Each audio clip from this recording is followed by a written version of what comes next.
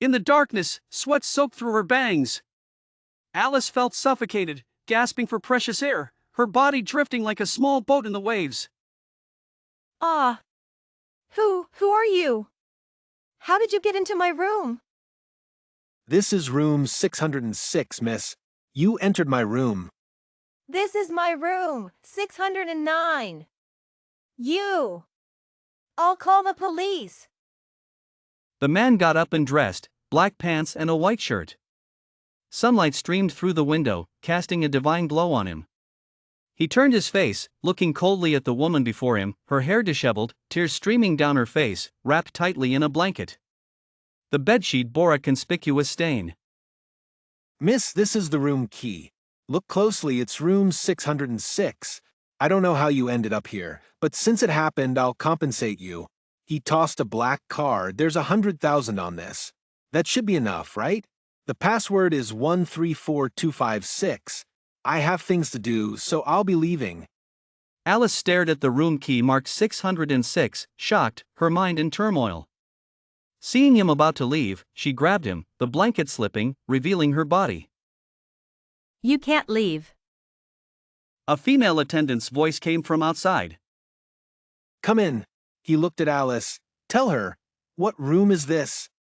Miss, this is room 606.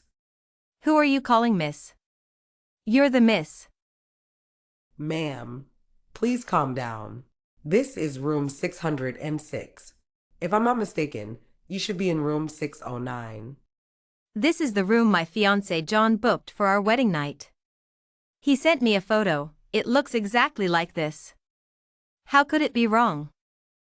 Room 606 was booked by a lady who specifically asked us to set it up as a wedding room. The room next door was booked by Mr. John. Since both are wedding rooms, the setup is identical. You can check if you don't believe me. Under the attendant's certain gaze, Alice realized she was right. The lady in room 606 had an emergency and left yesterday. The room wasn't locked. You entered on your own. Alice collapsed, realizing it was all her fault. After years of dating, they were finally getting married. John had booked the best room to give Alice a romantic memory. Alice curled up in the blanket, silently crying. The man called James and the attendant had left without her noticing. Her phone rang. It was John. Hello? Alice, I'm sorry. I had surgery all night and couldn't be with you. Are you mad? Why didn't you come? What's more important than our wedding night? Alice, you've always understood my work. What's wrong this time? I'll make it up to you later. There won't be a later. There never will be. You don't know how heartbroken I am. Alice, what's wrong with you today? Don't be stubborn. We need to handle the important things first. Take a cab to the Civil Affairs office. I'll come straight from the hospital. I don't have time to pick you up. We need to get our marriage certificate. I'll make it up to you when I get back from my trip. Alice cried silently. All her dreams were shattered. Both she and John were conservative. After what happened, could there still be a future? Alice's voice trembled, her eyes brimming with tears. Why didn't you come? What's more important than our wedding night? John, her fiancé, tried to maintain his composure. Alice, you've always understood my work. What's wrong this time? I'll make it up to you later. There won't be a later. There never will be. You don't know how heartbroken I am. Alice, what's wrong with you today? Don't be stubborn. We need to handle the important things first. Take a cab to the Civil Affairs office. I'll come straight from the hospital. I don't have time to pick you up. We need to get our marriage certificate. I'll make it up to you when I get back from my trip. Alice cried silently. All her dreams were shattered. Both she and John were conservative. After what happened, could there still be a future? The phone rang again. Alice, where are you? John. She called his name over and over, her voice choked with tears. Alice, don't cry. Take me away, John, please. Alice, don't cry. Tell me where you are, and I'll come get you.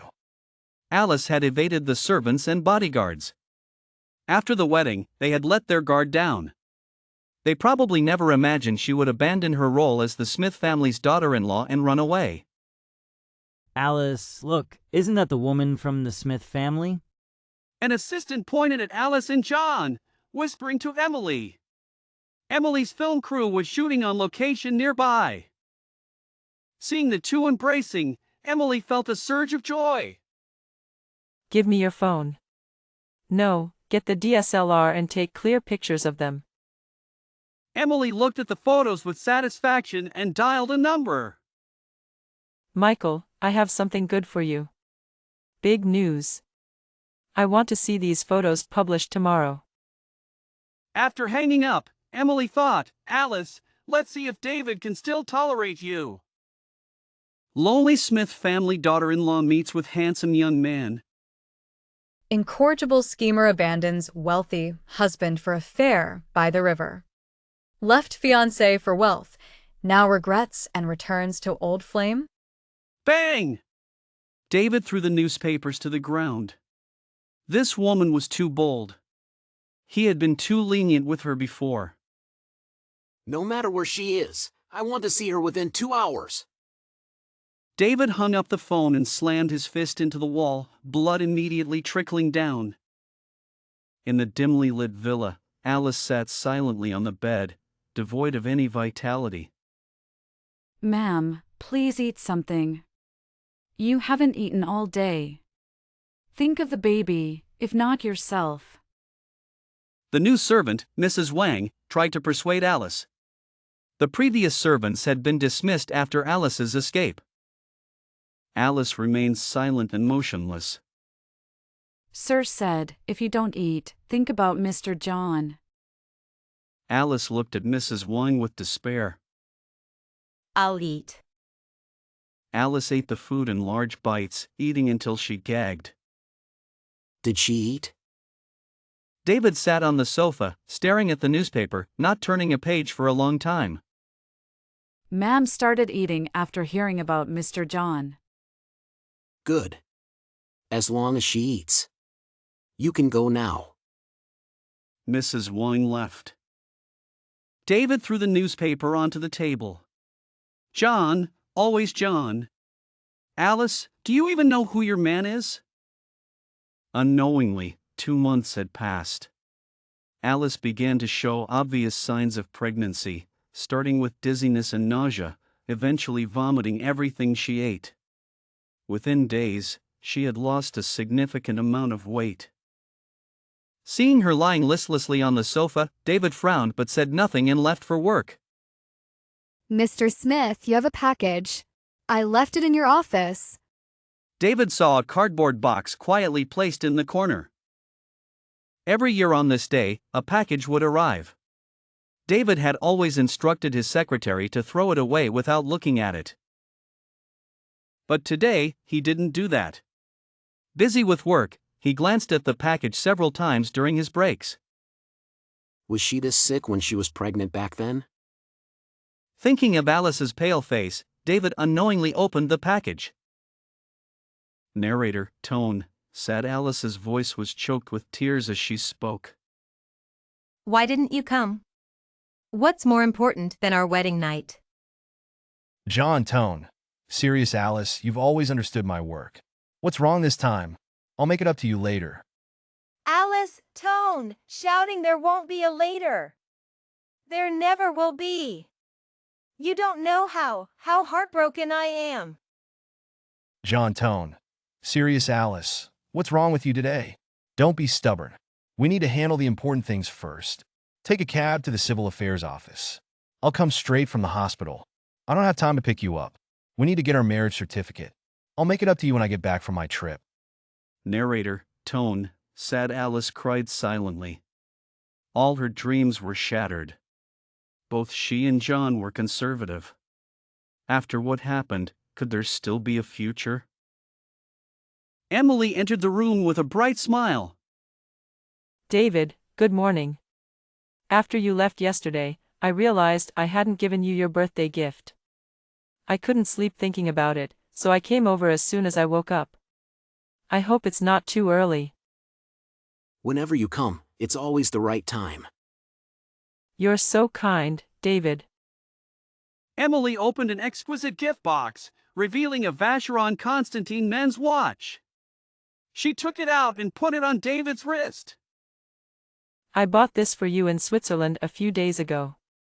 Do you like it? I love it. The cool metal of the watch reminded David of the warm bowl of hand-pulled noodles.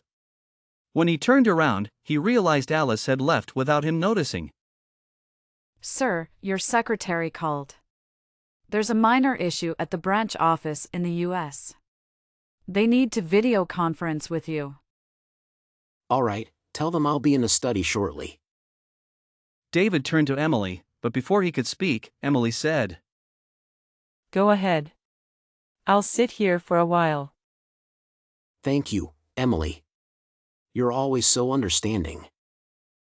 Suddenly, a commotion was heard, and David rushed over to find two people tumbling down the stairs. Emily? David, my face is ruined.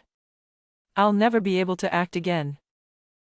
David glared at Alice with eyes full of disgust, hatred, and disdain. Alice lay on the floor, in pain all over, but the pain in her abdomen was worse. Sir, something's wrong. Mrs. Smith is in distress. Take her to the hospital. David carried Emily to the hospital, leaving Alice behind. I didn't push her. But David was already gone. Mrs. Wang looked at her with pity. Mrs. Smith, hang in there.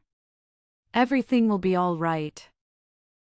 Alice closed her eyes, tears streaming down her face and dripping onto the floor. Doctor, how is Mrs. Smith? Her wrist is fractured, and the rest are minor injuries. Where is her husband? He couldn't come. Please tell me if there's anything important. The fall was severe, and the baby might not make it. Doctor, please do everything possible. I'll do my best, but it's hard to say. Thank you, Doctor. Thank you. Mrs. Wang left, knowing she had to inform David about the baby. You have your day too. Alice turned her head with difficulty and saw an unexpected person. It's you, Sarah. The esteemed Mrs. Smith still remembers me, a nobody. What an honor. Alice remained silent, not wanting to explain. The newspapers had covered the story extensively. No one would believe her, no matter what she said. How is John? You still have the nerve to ask about John? Thanks to you, he's not doing well. What happened to him? You still ask what happened. Your husband confronted John, and he was severely hurt. He was hospitalized for a month. That's not all. Now everyone knows he was involved with another man's wife. The hospital fired him. I beg you, Alice, since you left him, don't hurt him anymore. If you want to run away, find someone else. I'm sorry. Sarah, can you do me a favor? What favor? Tell me, and I'll decide if I want to help you. Help me end the pregnancy. In the hospital, Sarah delivered unsettling news to Mrs. Wang. Coldly, the patient fell badly, suffered severe injuries, and was emotionally distressed. The baby couldn't be saved. There has been a loss. Terrified, what? Doctor, how could this happen? Please, doctor, isn't there anything you can do? Serious, the loss has already occurred. There's nothing more I can do. Take good care of the patient. Even after a loss, she needs proper rest to avoid long-term health issues. Hopeful, what should we do now? I must inform the gentleman. Mrs. Wang hurried off. Sarah turned to Alice. Serious, thank you for helping me with this lie. Sad, no need to thank me. Although I don't know the full story, it seems you're not as I initially thought. But regardless of your reasons, John, I won't give up on him. I'll pursue him with all my effort. Alice looked at Sarah, recognizing her straightforwardness. Serious, John and I have no future.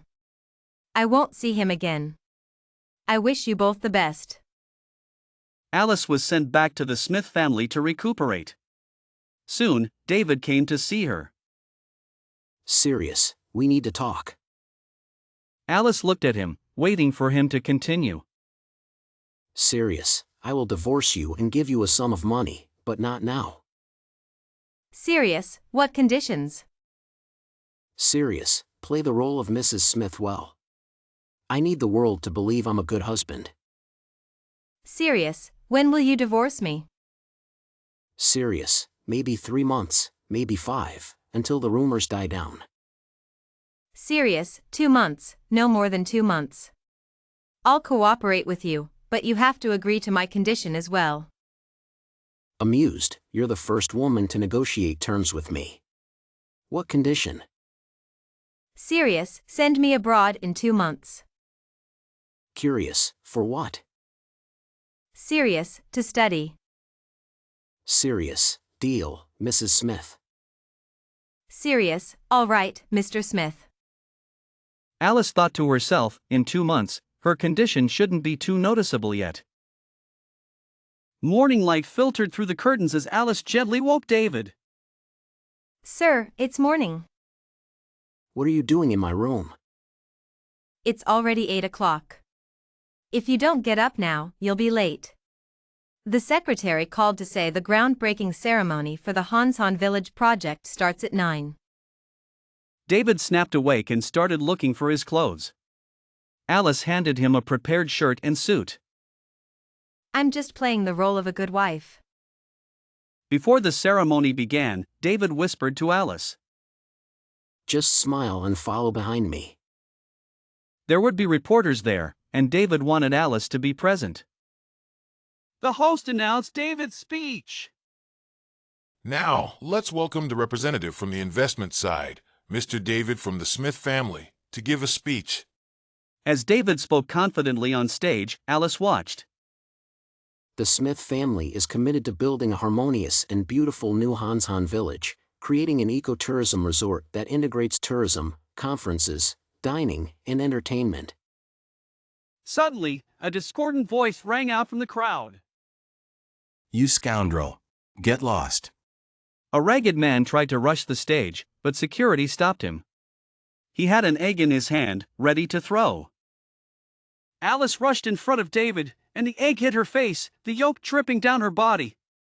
Another egg flew towards her, and she quickly raised her hand to block it, causing it to break in midair. David stood there, stunned, looking at the woman who had shielded him, covered in egg yolk. Security subdued the man, who continued to shout. David, you scoundrel. You dare demolish my house? I'll fight you to the end. The rest of the ceremony was awkwardly completed. David sat in the car, fuming, while Alice had cleaned herself up, though there were still traces of egg on her clothes. I'm sorry, Mr. David. We didn't arrange things properly. Find out what happened and fix it. If it happens again, you won't be working for the Smith family anymore. Drive to the mall. At the Chanel boutique, David sat in the VIP area and addressed the staff. Pick out 3 suitable outfits and shoes for my wife. The staff, recognizing a big spender, swarmed to assist Alice. There's no need, David. These clothes can be cleaned and worn again. Throw them away. David. The staff didn't give Alice a chance to refuse and ushered her into the fitting room. Outside the store, through the floor-to-ceiling windows, Emily watched with envy. Alice, should we go in? Let's go. At the Smith family villa, David gently touched the bruise on Alice's face from the egg. Does it hurt? It doesn't hurt anymore. Seeing her discomfort, David let go. Don't be foolish and rush in next time. Leave these things to the men. Okay. There was a knock at the door. Alice opened it to find Emily. David, are you okay? What are you doing here? I heard about the ceremony and was worried about you. I rushed over without even having dinner. You don't mind me coming uninvited, do you? Of course not. I'm fine.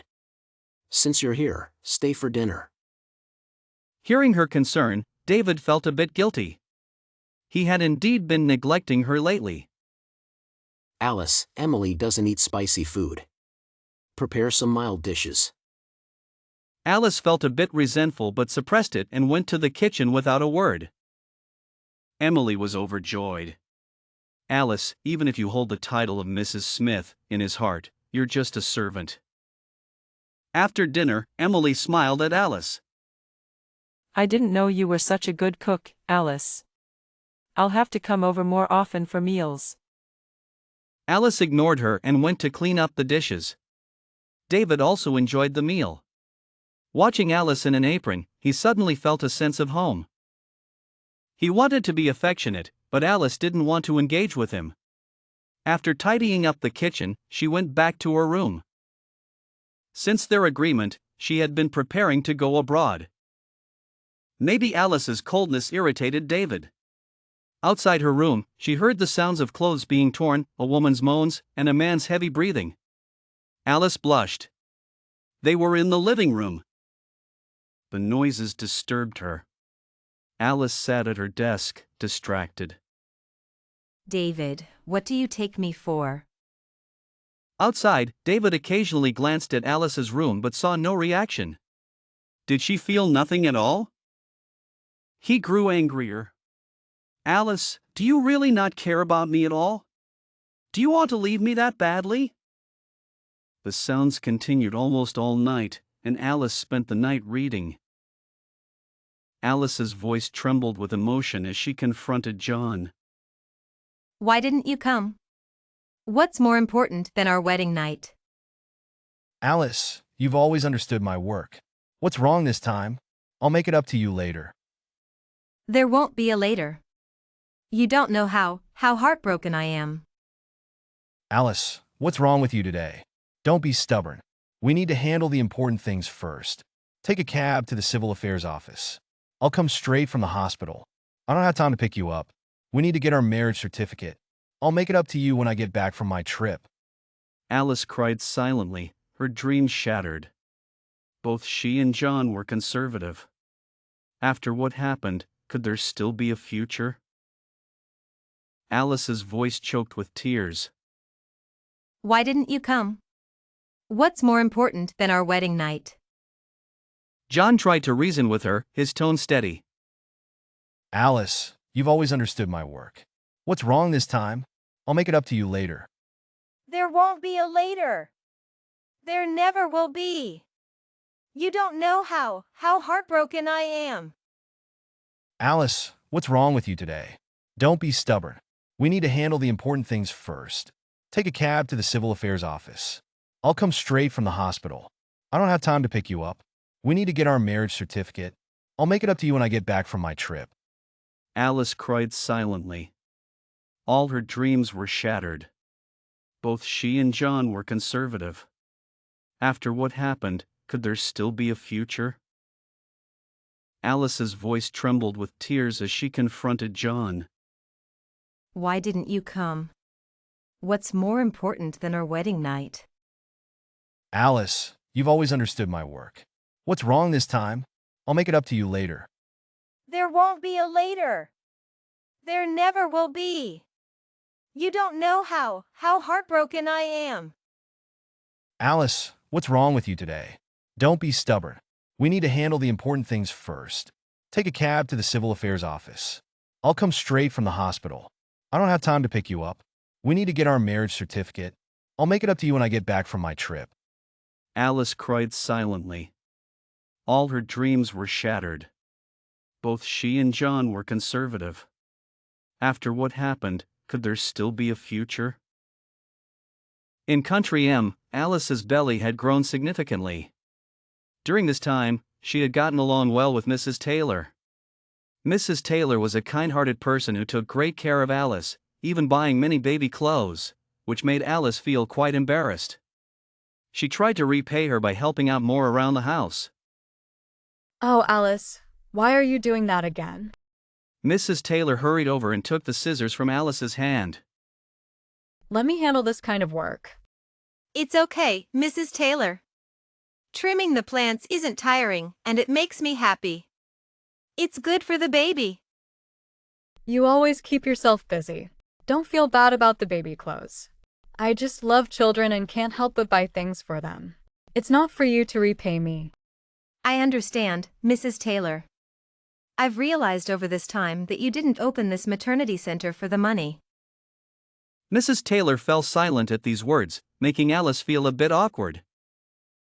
Did I say something wrong? I'm sorry. It's nothing. Mrs. Taylor snapped out of her thoughts and smiled warmly. You didn't say anything wrong. I just remembered some old memories. Focus on taking care of yourself and the baby. I've also noticed you haven't been in touch with the baby's father.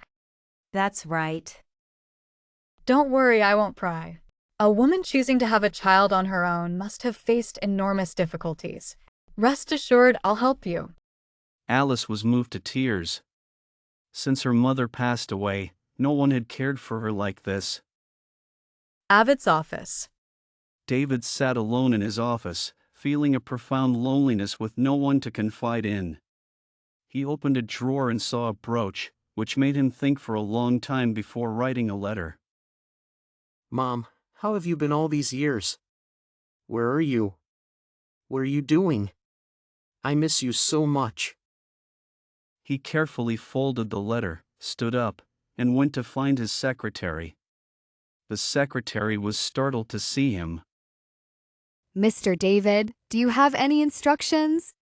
Send this letter out. David paused. And pick out a gift, something women like, to send along with it. Yes, Mr. David. And I'm taking some time off. Delegate my work to the deputy. Do not disturb me. Understood. In the following months, David visited every place Alice might have gone, but there was no trace of her. It was as if she had vanished into thin air. He drank heavily today. The dark villa was covered in dust, but he wouldn't let anyone clean it, fearing her presence would be erased. David, have you been drinking? Mrs. Smith asked with concern during a video call. Since David had reconnected with her, their relationship had grown closer. I'm fine, Mom. That's good. By the way, I have some good news. A friend of mine just had a baby boy. He looks just like you did when you were a baby. All newborns look the same. No, he really looks like you. I remember your baby face clearly, even after 30 years. Mrs. Smith suddenly grew sad, tears welling up in her eyes. That was the first and last time I saw you. Your father took you away the day you were born. 30 years have passed in a flash. David felt sorrow too and tried to comfort her. Mom, I was wrong to blame you. They told me you abandoned me and took the money. It's not your fault. I knew they would say that. I tried to come back for you, but they wouldn't let me see you. Mom, once I finish my work here, I'll come visit you. Okay, I'll be waiting. Mrs. Smith said, tears streaming down her face. A baby's cry came through the video. I have to go now. The baby is crying. Take care of yourself, Mom. Don't overwork. After ending the call, David lay on the floor, thinking of Alice. If she hadn't ended the pregnancy, she would have given birth by now. Day after day, there was still no news of Alice. David felt she might never appear again. Every time he walked through a crowd, he thought he saw her, but it was always a mistake. Mr. David? The secretary called out louder, seeing David unresponsive. Mr. David? Oh, what did you say? Mr. David, regarding the negotiations with FT Company and Country M, who do you think should go? Country M. David turned to the secretary. I'll go myself. Book a flight for today. Yes, sir. The secretary left, sighing. Mr. David must be going to look for Miss Alice. At New York University, David stood on campus, watching the bustling crowd, hoping for a miracle that he might see that woman. David, we've contacted the school. Miss Alice hasn't returned, and we can't find any information about her. David walked through the campus, feeling dejected.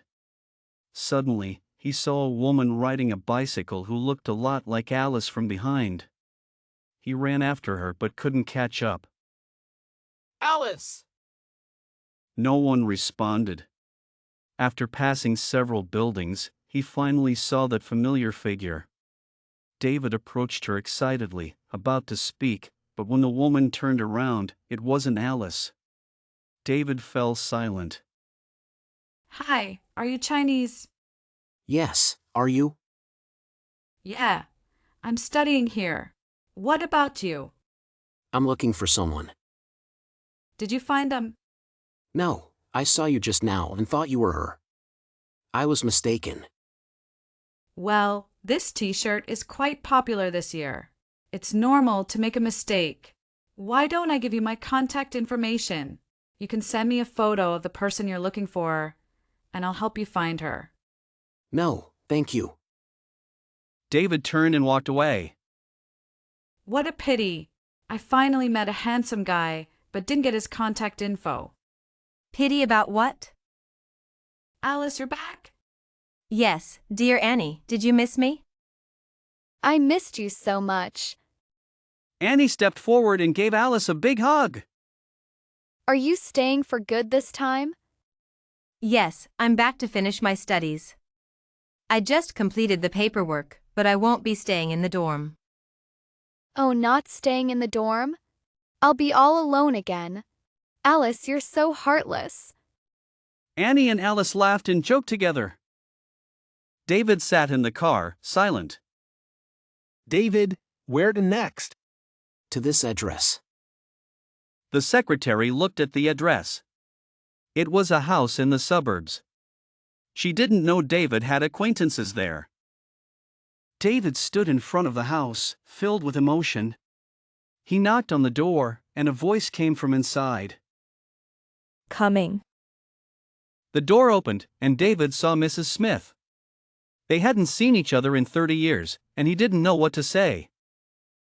David, you're here. Come in. I didn't know you were coming today, so I didn't prepare anything. No need to prepare anything. We're staying at a hotel. Why stay at a hotel when there are so many rooms here? I'm here for work. My colleagues are with me, so it's inconvenient. Oh, all right. I'll make you something to eat. No need. I'll be leaving soon. I have to discuss tomorrow's negotiations with my colleagues tonight. Mrs. Smith rubbed her hands, more nervous than David. A baby's cry came from inside, breaking the awkward silence. Mrs. Smith brought out the baby, a chubby little one with round eyes looking at David. This is my friend's child. She had something to do today and asked me to look after him. Doesn't he look a bit like you? He does a little. David played with the baby, who giggled. Let me hold him. Holding the soft little body, David thought of Alice. If she had given birth, would their child be this adorable? You're not young anymore. When are you getting married? Let's talk about it later. I have to go now. Leaving so soon? Can't you stay a bit longer? No, I'll visit you next time. Watching the black car drive away, Alice stood at the door, puzzled. She had never seen anyone visit Mrs. Taylor before. Auntie, did we have guests? Alice took the baby from Mrs. Taylor, who was actually Mrs. Smith. Yes, my son came to see me from back home. Really? I've never heard you mention him. It's my fault. He was taken away by someone else right after he was born. We haven't seen each other in 30 years. Today was our first meeting. Auntie, you're blessed. Just enjoy your happiness. Yes, as long as I can see him, I'm content. Look at me, crying again. How did things go at school today? Very smoothly. I can start classes in a few days. That's good. A woman should learn something so she can support herself and her child. That's what I think too. It's just that I'm troubling you to look after the baby. It's no trouble at all. I love taking care of children. I always regretted not being able to care for my son after he was taken away, so I started this maternity center. Auntie, thank you. You're like a mother to me. I'll take good care of you. Alice, with you saying that, I'm content. David sat in the car, silent. David, the negotiations went smoothly. Should I book tickets for our return? Yes, book them. David was like a spinning top, constantly busy with work, as if only this could make him forget his loneliness. A year passed in this manner. Is David back yet? Robert sat on the sofa, his furrowed brow showing his displeasure. He's back and on his way here. You wanted to see me? If I didn't call for you, would you come on your own? Every time we meet, it ends badly. Why should I come and upset you? So you know you upset me? Then hurry up and get married so I can have a grandchild. You're over 30 already. Here we go again, the same old talk. If you give me a grandchild, I wouldn't bother seeing you. Would you accept a child from a different arrangement? Are you trying to drive me mad? First, it was Alice and she had a tragic event. Then it was Emily and that fell through too.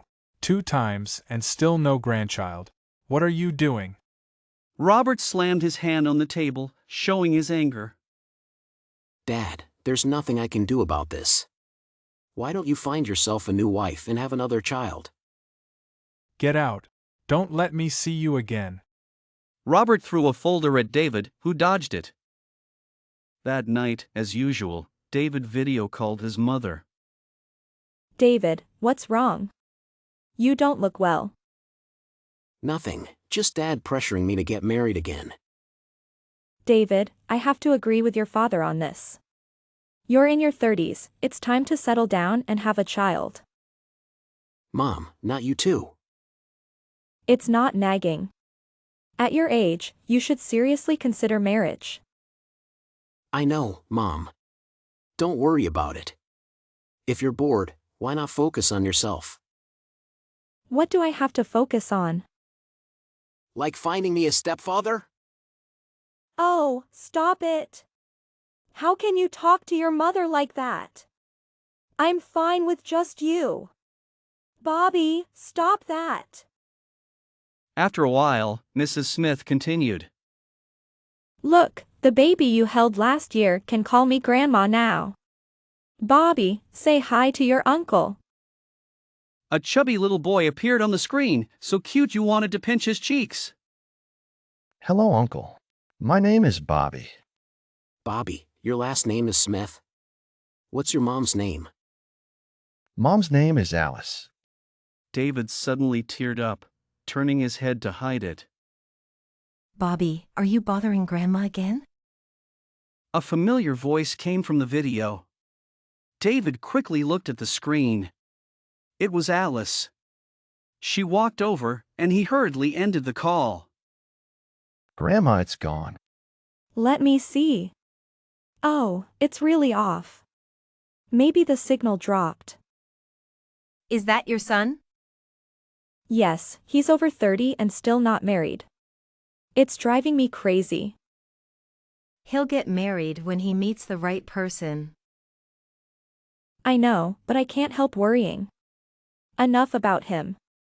Let's talk about you. There's nothing to talk about. Even if you don't say it, I can guess.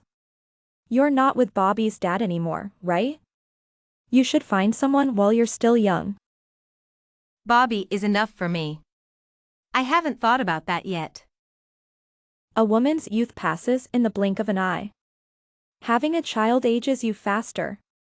It'll be harder to find someone when you're older. Auntie, I'm busy with school and taking care of Bobby. I really don't have the energy. I have energy. Mr. Anderson asked about you the other day. I've known him for years.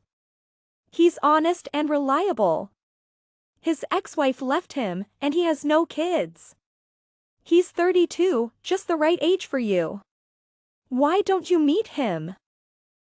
Auntie, I really don't think so. I don't have the heart for it right now. Just meet him. Even if it doesn't work out, it's good to make a new friend. You're in a foreign country, having a lawyer friend could be useful. Go on, meet him. All right, I'll meet him. David hurried to the airport. It was already midnight. He urgently had his secretary book a flight. Direct flights were unavailable, so he had to take a connecting one. After nearly 20 hours of travel, David arrived at his mother's place. It was already 5 p.m. in the U.S. Narrator, tone, sad. Alice's voice trembled as tears streamed down her cheeks. Why didn't you come? What's more important than our wedding night? Alice, you've always understood my work. What's wrong this time? I'll make it up to you later. Alice, tone, shouting there won't be a later. There never will be. You don't know how heartbroken I am. Alice, what's wrong with you today? Don't be stubborn. We need to handle the important things first. Take a cab to the Civil Affairs office. I'll come straight from the hospital. I don't have time to pick you up. We need to get our marriage certificate. I'll make it up to you when I get back from my trip. Narrator, tone, sad. Alice cried silently. All her dreams were shattered. Both she and John were conservative. After what happened, could there still be a future? David was smoking upstairs, feeling restless. Mrs. Smith sighed and walked over. Put out the cigarette. It's not good for Bobby. David immediately extinguished the cigarette. David, women need to be comforted, especially when you've hurt her in the past. Now you need to work 10 times harder to warm her heart. David remained silent. Mrs. Smith sighed again. Tonight, you sleep with Bobby. Let Alice sleep with me. Aren't there plenty of rooms? Are you stupid? It's a great opportunity to bond with your son. Use it wisely. That night, David and Bobby stared at each other in bed. Go away, bad guy. I'm your dad. I don't want you. I don't want you. Whoa. Kid, I don't believe I can't handle you. Giddy up, horsey go! Bobby cheered, riding on David's back and playfully slapping his behind. Alice opened the door and was stunned by the scene. David's face turned red, then darkened. He scooped Bobby off his back, held him in his arms, and stood up, looking at Alice without a word. I just came to check. Bobby can be a handful at bedtime. I was worried you couldn't handle him. Don't worry, I can handle it. Okay, then you two go to sleep. Alice backed out and closed the door. Daddy, horsey ride. All right, son. David cheerfully got back on all fours, transforming into a horse. Listening to the laughter from inside the room, Alice's heart couldn't calm down. Maybe children really did need their fathers. In the morning, Alice went to check on David and Bobby. She found David curled up at the edge of the bed, while Bobby sprawled out, taking up most of the space, his chubby feet kicking David's face. Alice couldn't help but laugh. David woke up at the sound of her laughter, felt Bobby's chubby feet, and, with a darkened face, gently moved them back under the blanket. You're awake? Yeah, David replied, getting up and quietly putting on his clothes. I'm sorry. It's all my fault. I didn't take care of you when you were expecting, and I wasn't there when you needed me most. I don't ask for your forgiveness, just for a chance to take care of you and the child. Seeing the tenderness in his eyes, Alice felt her heart warm. The morning sunlight shone on Alice's face, her fair skin, misty eyes, and rosy lips. David couldn't help but kiss her. Alice tried to resist but was held tightly, gradually melting into his tenderness. Suddenly, David felt a sharp pain in his leg. Looking down, he saw Bobby hitting his leg with a toy hammer. Bad guy. Don't bite Mommy. David picked Bobby up, looking at him seriously, unsure how to explain. Alice chuckled, pulling Bobby into her arms. Bobby, Mommy's mouth hurts. When Daddy kisses it, it won't hurt anymore, just like when you get hurt, Mommy always kisses it better. Oh. Bobby looked at Alice's mouth, somewhat understanding. Smack! Bobby kissed Alice's lips. Mommy, no more pain! Alice hugged him tightly, laughing. David felt warmth in his heart seeing such a tender scene. He wanted to open his arms and embrace both of them. At the breakfast table, Mrs. Smith watched David and Alice exchange glances, feeling secretly pleased. Her smile grew wider. Alice, have some food. David, eat up. Bobby looked resentfully at his grandmother giving them food. He threw down his spoon and shouted at Alice. Bobby's heart hurts, Mommy kiss. Alice laughed, and David picked him up, kissing his cheek with a smile. Daddy's kiss will make it better. Bobby happily hugged David's face and gave him a big kiss. Mrs. Smith watched them, secretly wiping away a tear.